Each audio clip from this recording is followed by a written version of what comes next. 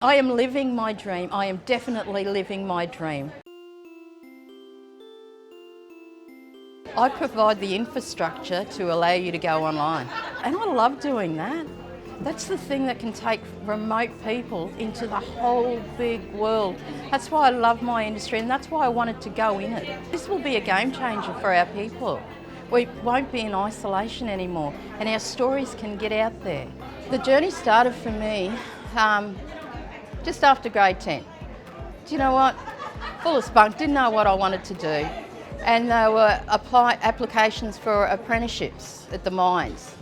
And then I went in there and I actually got offered 3 positions, and one of them was electrician. And I thought, yeah, I can do that. I had no idea. No idea in the world. You should have seen it. The first day I turned up, nails. I looked good. By the end of it, I was covered in grease. I was everything, and I realised, yeah, okay, this is me for the next 4 years. So that taught me a lot about resilience. That taught me, because I was in a very male-dominated industry back in the early 80s, and they didn't have any policy in place, so you're on your own.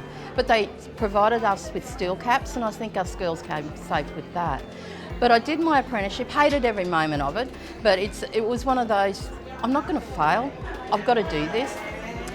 And then as soon as I finished my apprenticeship, I thought, what the heck, let's go. So I got to Cairns, fully fledged electrician. Nobody would give me a job. I mean, I was a woman, for goodness sake. That was just so odd.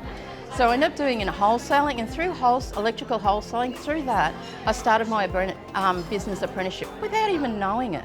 A local electrical company come to me and said, can you start our ICT division? You know how you always said we should get into ICT? Well, we are. And I said, great. And he said, you're starting it. So what they needed was some tools. And I said, look, we really need this. This is a fast-paced industry. It changes all the time. If we don't have these tools, we're left behind. We might as well not have this sector. And he said, no, I can't afford it. And I said, okay. My senior tech at the time, Gino, my partner in business, he said, we got together and we said, we've got to buy this product. So we bought it. And we said, look, we'll rent it back off you. And he said, yes, darling heart. So it took us 18 months to have the products paid off and about 6 months worth of wages. And we said, let's do this. We didn't know anything about business. Not a thing. Everything was trial and error. I mean manual. I had a trial balance thing. I went back to my book, business principles in grade 10 to remember what to do. And it was just the help of everyone around me that my business grew. I jumped on fibre optics because it was something that excited me, that I just couldn't believe that a piece of glass could transmit that much information that quickly. I mean, we're talking about between Sydney and Melbourne, the copper cabling was huge. The fibre that now connects Sydney and Melbourne is this big. So that technology, you just felt it in your bones that this is the way we're going. This is the way the world's going to go. So I thought I'd get on the bandwagon of fibre optics. A lot of people, when I said my company was Fibre Optics NQ when I first started, and they thought I was a wheat farmer or something because it was fibre, so I had something to do with breakfast or something. This is how new it was in explaining this. No, it's a form, it transports media. And it's explaining, you know, but now everyone knows about it. And I'm so blessed that I had that opportunity to see this technology when it was new. The biggest challenge for me was myself, self-belief. It's taken a very, very long time to believe in myself. Self-doubt.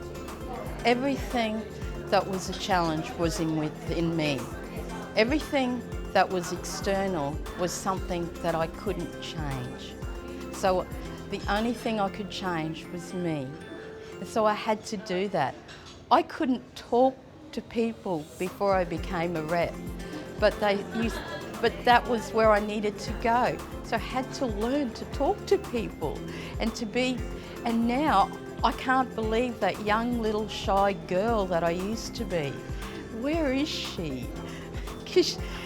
But she's the foundation of where I've built that shy girl, and you know, and I think that's with everyone.